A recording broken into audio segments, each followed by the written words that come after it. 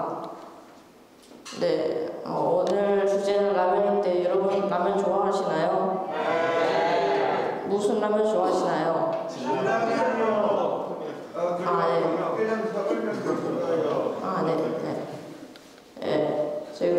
저도 좋아하는 라면이 있는데 이게 순위를 매겨봤는데 1위는 육개장이고 2위는 삼양라면입니다. 이유는 짭짤하고 많이 식어서, 그리고 이거는 담백하고 얼큰해서입니다. 네, 일단 목차를 보시면 1번 한국 라면의 활약, 두 번째 한국 라면의 시식, 세 번째 한국 라면 네 번째 라면의 영적 적용입니다. 첫 번째 한국 라면의 활약입니다. 첫 번째는 라면이 비상량식으로 사용한답니다. 이렇게 재난이 나서 라면을 이렇게 지원하기도 하고, 전쟁이 나가지고 이제 그 전쟁 겪은 그 사람들한테 이제 라면을 주기도 하는데, 그거 한국 라면이 이렇게 지원이 됐습니다. 네, 두 번째는 라면의 영양입니다. 첫 번째는 면발이 노란 이유는 라면에는 극미 영양소가 또 적지 않습니다. 밀가루와는 달리 라면 면발이 노란 것은 리보플레빈이라는 비타민을 첨가해서이고, 항산화 기능이 있는 비타민 E도 함유되어 있습니다. 뼈 건강에 좋은 칼슘을 강화한 라면도 많이 있습니다. 두 번째는 라면을 조리할 때 달걀, 치즈 등의 부재료를 첨가하면 라면에 부족한 영양분을 보충할 수 있습니다. 세 번째는 라면 한 봉지에는 500칼로리 전후의 열량과 탄수화물, 단백질, 지방, 칼슘 등이 고루 들어 있습니다. 그래서 이게 라면은 건강합니다. 세 번째는 라면 소비량입니다. 우리 2위가 한국인데, 원래 2020년에는 한국이 1위로 소비를 많이 했지만, 베트남이 좀 많이 먹어가지고, 한국이 2위로 강등했습니다. 그래도 이제 2위라는 이렇게, 자랑스러운 이게 됩니다. 네 번째는 뉴욕타임즈의 우리 신라면 블랙이 1위로 떴다는 겁니다. 뉴욕타임즈 선정 세계 최고의 라면 베스트 11에서 1위를 차지했습니다. 네, 두 번째는 한국 라면의 지식입니다. 첫 번째는 라면 생김새 지식들입니다. 첫 번째는 라면이 꼬불꼬불하게 생긴 이유는 꼬불꼬불하게 만들면 한꺼번에 많이 튀길 수 있고, 제한된 포장 용기에 더 많이 들어갈 수 있습니다. 또 충격에도 강해 모든 면보다 쉽게 부서지지 않습니다. 그리고 라면이 노란색인 이유는 비타민, 아까 전에 말씀드렸는데 비타민 B2 리보플라빈을 넣어서입니다. 과거 라면만 먹다가 각기병에 걸리는 사례가 생기면서 의무적으로 비타민 B2를 넣게 되었습니다. 세 번째는 라면 한 봉지에 들어있는 면발은 약 75가닥입니다. 한 가닥의 길이가 65cm가량으로 라면의 총 면발은 49m에 이릅니다. 아파트로 따지면 15층 높이입니다. 두 번째는 라면의 놀라운 지식들입니다. 첫 번째, 양은 냄비에 끓인 라면이 더 맛있는 건 기분 탓이 아닙니다. 양은 냄비는 스트레인스 냄비보다 빠르게 식어 먹는 동안 면이 잘 퍼지지 않아 쫄깃함이 더 오래 유지됩니다. 두 번째는 이제 라면에 찬물을 넣는 건데, 처음부터 면을 찬물과 함께 넣고 끓였더니 완벽한 면발을 접하게 됐다는 것. 기존 라면 끓이는 방식과 다른 획기적인 변화였습니다.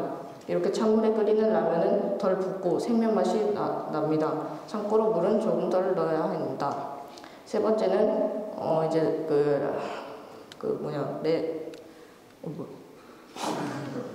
매운 라면 순위를 매긴 건데, 스코빌 지수가 높은 라면 순위는 1위 불망왕, 2위 햇불닭볶음면, 2위 햇불닭볶음면 미니, 3위 햇불닭볶음면입니다.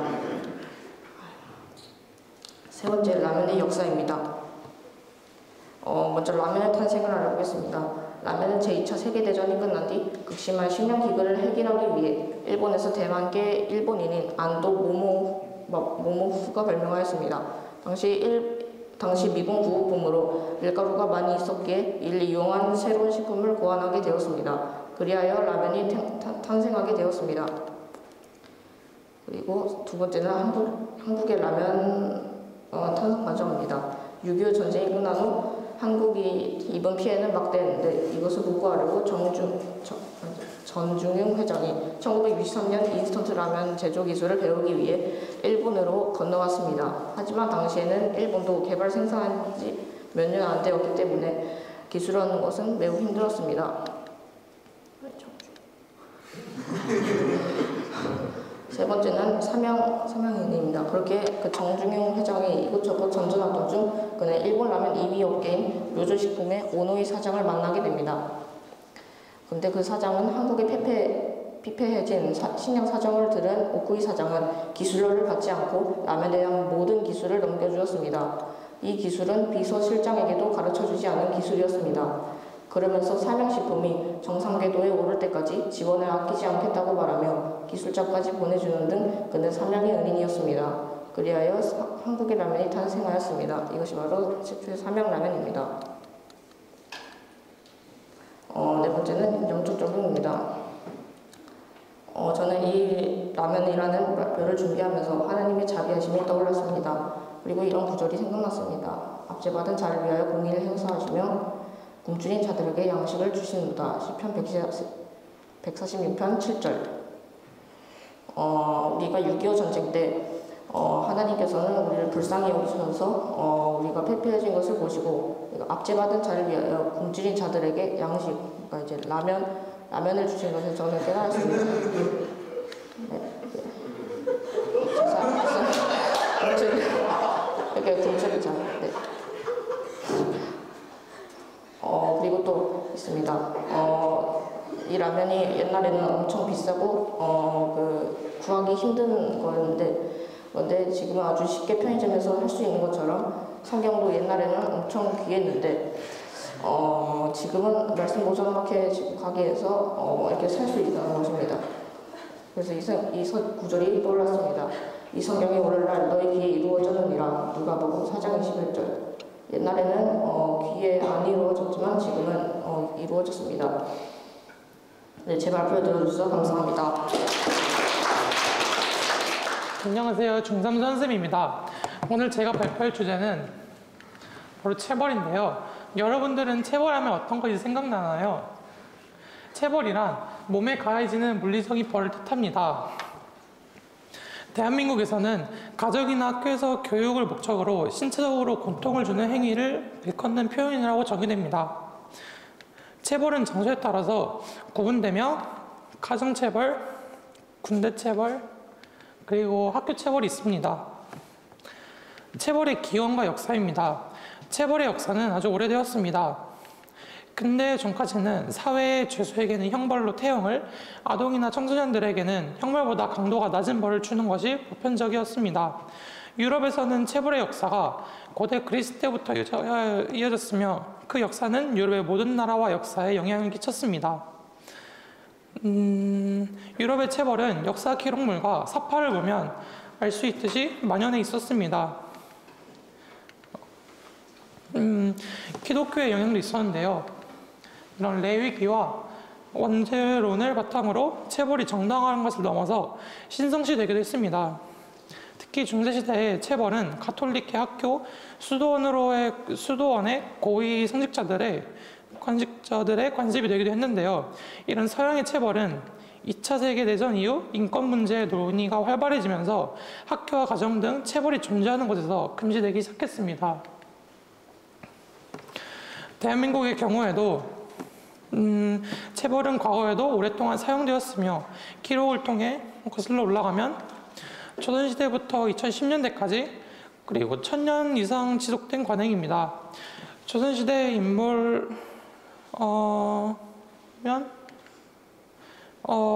체벌이 일상처럼 쓰였다고 기록되기도 하였고요. 기본적으로 회초리는 쌀이나무 가지를 꺾어 사용했고 맞는 당사자가 직접 회초리를 가져와서 구해서 직접 맞는 그런 일화도 있다고 합니다. 이런 김홍도의 서당도 같은 작품에도 이런 많은 그림들에서 조선시대 때 말고도 우리나라에 여러 가지 체벌이 있었다는 것을 알 수 있습니다. 또한 성균관 용어 중에서는 30절초, 50절초라는 말이 있는데요. 이는 그만큼 회초리가 부러지도록 만들면서 공부를 해야 뛰어난 작문력을 가질 수 있다는 뜻으로 체벌이 이런 높은 관직에서도 많이 사용되었다는 것을 알 수 있습니다. 또한 조선시대 왕실에서도 상궁들이 나인이나 무술이들의 기율을 잡거나 왕비가 후궁이나 내시들에게 종아리를 쳤다는 기록도 남아있고요. 일제강점기 일본의 문화군사가 들어오자, 군사문화가 들어오자 체벌은 더 강도가 높아지고 당연시되었습니다. 그러다 1945년 8.15 해방과 정보 수집을 거치고 1945년 교육법 개정을 통한 76조 각 학교장은 교육상 필요할 때에는 학생에게 징계 또는 처벌을 할 수 있다는 규정이 생겼고 1958년 민법을 제정해 부모와 징계권을 보장하며 가정의 사실상 체벌이 합법화되기도 하였습니다. 이를 통해 교육과 가정에서는 체벌을 가정한 폭력도 만연했다고 합니다. 그러다 1987년 민주화가 된 후 체벌 관련 사건 사고가 언론 매체에 점점 많이 보도되며 체벌 문제가 공론화되자 1996년 교육부에서는 초중등 교육법 및 고등교육법안을 마련하여 교육상 필요에 따라 제한적으로 체벌을 하도록 하였습니다. 그러다 2011년 3월 28일 초중등교육법 시행령 개정 및 시행으로 간접 체벌만을 허용한다는 법이 시행되었고 실제 교육 현장에서 체벌이 완전히 사라지게 된 것은 아니지만 2020년 최숙현 선수 추신 자살 사건과 코로나로 인한 비대면 수업이 일상화되면서 사실상의 모든 체벌은 없어진 것과 같습니다. 다음은 보통 체벌에 쓰인 도구인데요.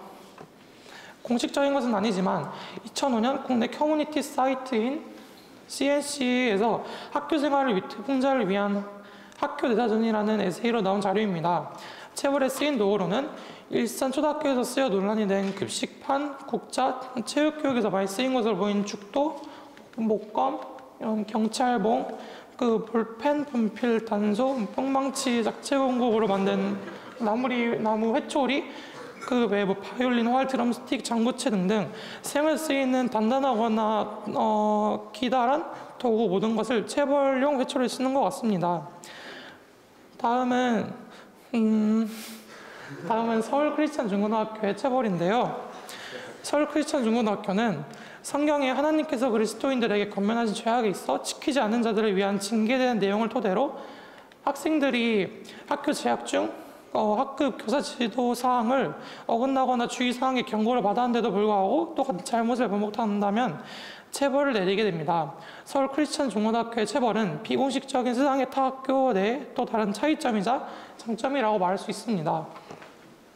서울 크리스찬 중고등학교의 체벌 도구를 소개하겠습니다.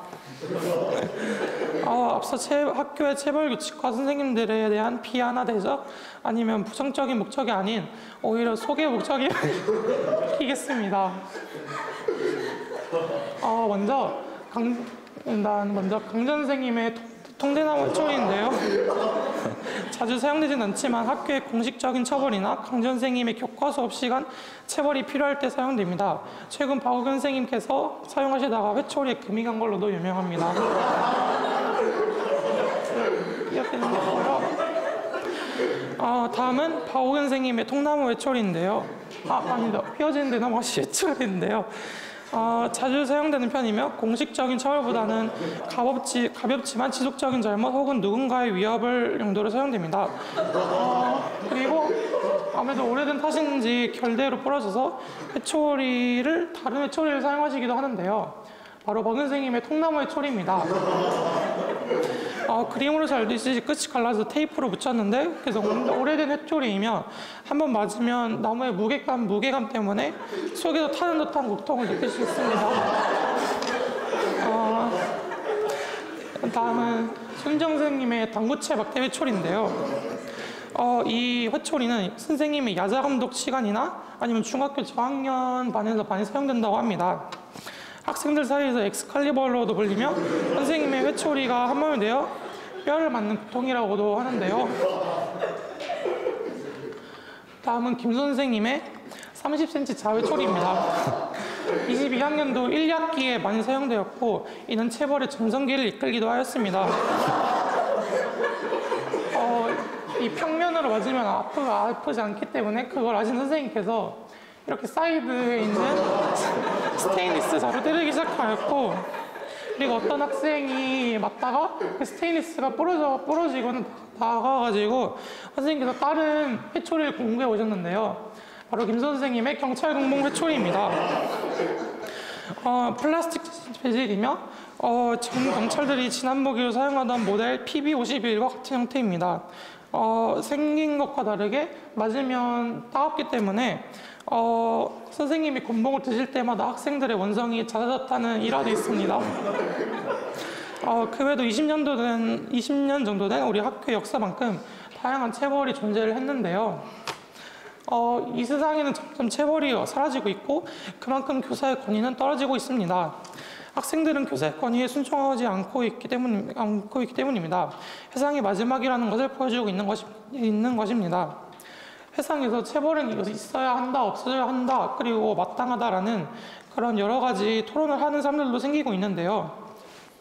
성경 말씀은 말하고 있습니다. 세상 사람들에게는 징계가 당신은 즐겁지 않고 슬픈 것이나 후에 그로 인하여 홀리는 자들에게는 화평한 의의 열매를 맺느니라 라고 하셨고, 우리 그리스도인들에게는 주께서 그의 사랑하신 자를 징계하고 그가 받으신 아들만을 매질하시니라고 하신 것이라고 기록해 말씀하시고 계십니다. 물론 체벌을 당할 일을 만들면 안 되겠지만 만약 체벌을 받게 된다면 체벌이 나에게 주는 의미가 무엇인지 되돌아보면서 반성해보는 계기로 삼아보시기 바라면서 이번 발표를 마치겠습니다. 감사합니다. 안녕하세요. 오늘은 일본 원생식물 5개하고 중국 원생식물 5개를 소개할 텐데요. 중국 다음에 일본 원생이 먼저입니다. 그럼 시작하겠습니다.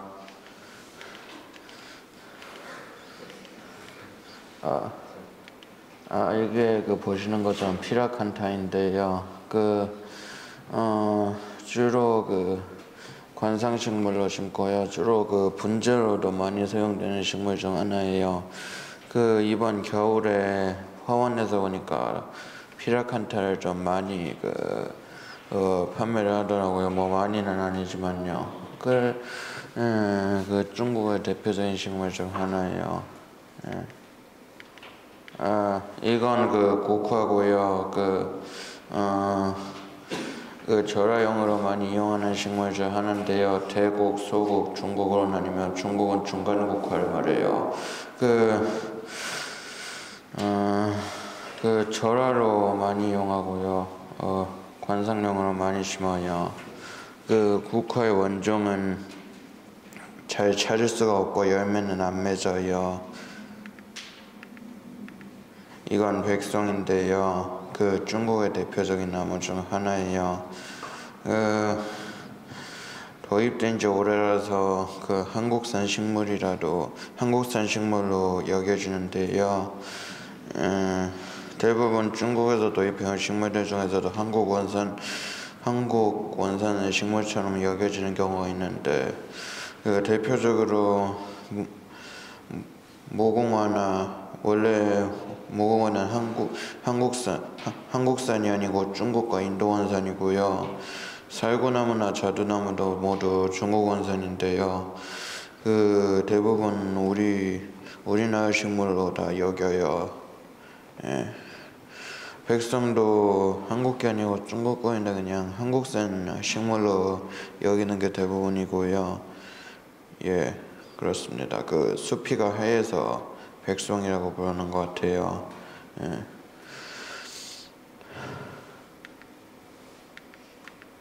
이건 관음중이고요. 야자 계열의 식물 중 하나인데 대나무하고는 관계가 없고요. 죽자가 대나무 죽자거든요. 종려죽도 죽자가 들어가지만 대나무하고 관계가 없어요. 중국 원산이에요. 주로 관엽식물로 많이 이용되고요. 화원에 가면 흔하게 있어요. 예, 월동은 안 됩니다. 얘는 비파나무인데요.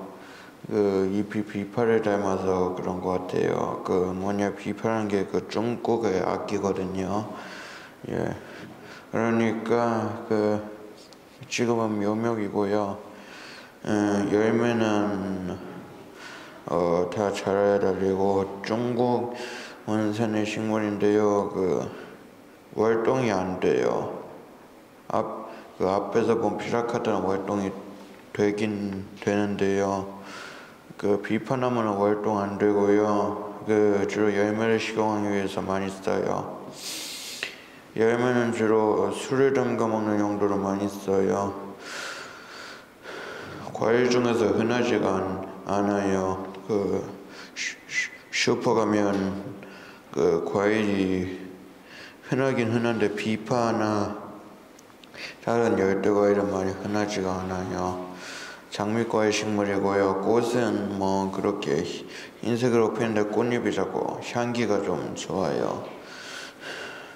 제주도에서는 월동이랄까 모르겠어요. 이건 낙상홍이고요. 그 절화에서는 잎을 아예 다 따고 열매만 남겨두는 게 특징이에요. 그 감탕나무과의 식물이고요. 꽃은 흰색이에요. 그리고 감탕나무과의 식물은 꽃이 작고 낙상홍도 감탕나무과의 식물이기 때문에 꽃이 작아요.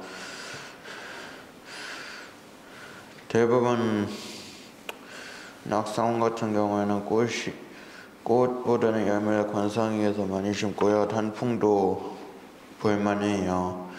다만 이 잎이 질 때는 좀 지저분하게 지는 게 특징이에요. 그 열매는 겨울이 돼도 자주 달려 있고요. 종류로는 미국 낙상홍과 서양 낙상홍이 있는데 서양 낙상홍은 낙상홍하고 구분이 안 돼요. 미국 낙상홍도 낙상홍하고 구분이 안 되고요. 미국 낙상홍은 일본이 아니고 북아메리카에서 사는 게 특징이에요. 그 북아메리카인지 뭐서 사는지는 잘 모르겠지만요. 일단 그 미국에 나왔으니까 북아메리카에서 사는 게 맞겠죠. 이거는 홍가시나무고요. 그 잎이 붉어서 홍가시나무인데요. 그 단풍은 아니고 몰래 잎이 붉어요. 그 서울에서는 온실에서 길러야 되고요. 서울에서는 월동이 안 되는데 제주도나 다른 지역에서는 월동이 그나마 돼요. 그리고 꽃보다는 잎을 보기 위해서 자주 기르고요.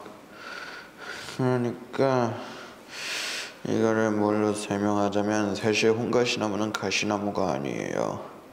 그 가시나무는 도토리를 내는데 홍가시나무는 도토리를 안 내잖아요. 그리고 가시나무는 그 다른 과에 속하는데 홍가시나무는 장미과이고요. 주로 그 생울트리로 많이 쓰여요.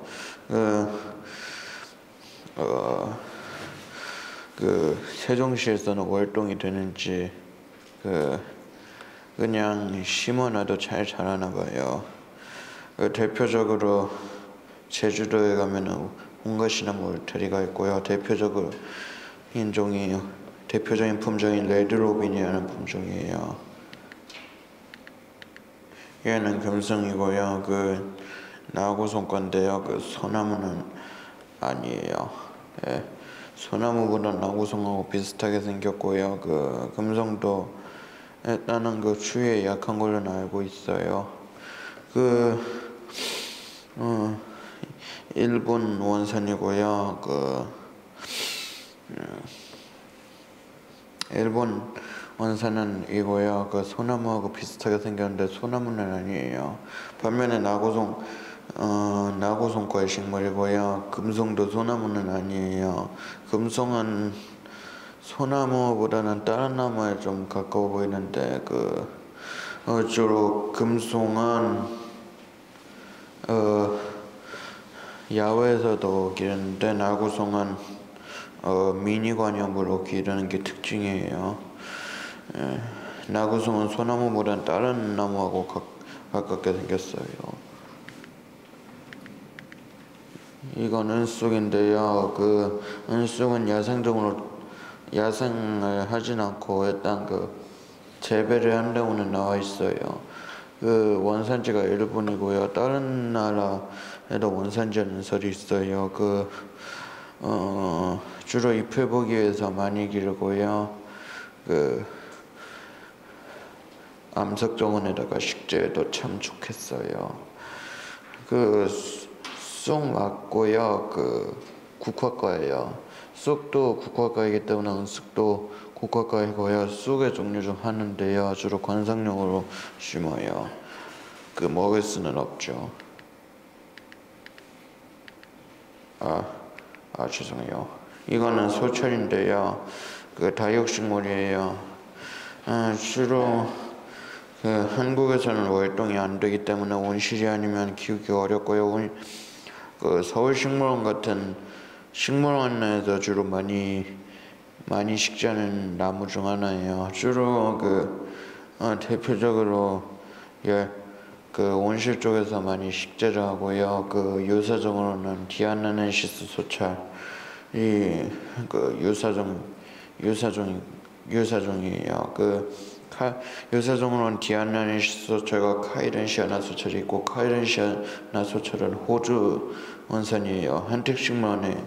한택식물원에 식재되어 있고요. 소철은 주로 모든 식물원에 식재되어 있는 게 특징이죠. 화분에서 키우면 관엽식물은 자라지만 온실에서 키우면 사진에서 봤듯이 이렇게 자라요. 주로 제주도에서 보면은 월동이 되어 있는지 많이 식재되어 있고요. 월동이 되는 날을 보면은 아마도 한 나무처럼 자랄 것으로 추정을 해요. 대부분 이 소철도 열대식종이기 때문에 추운 곳에서는 월동이 어렵거든요. 원래 모든 식물은 월동을 하는데 월동이 되는 식물과 안 되는 식물이 있어요. 그건 모든 식물이 마찬가지죠. 그러니까 소철도 월동이 안 돼서 서울에서는 온실에서 키워야 돼요. 마이크가 아닌가요? 문제 없네요. 감사합니다.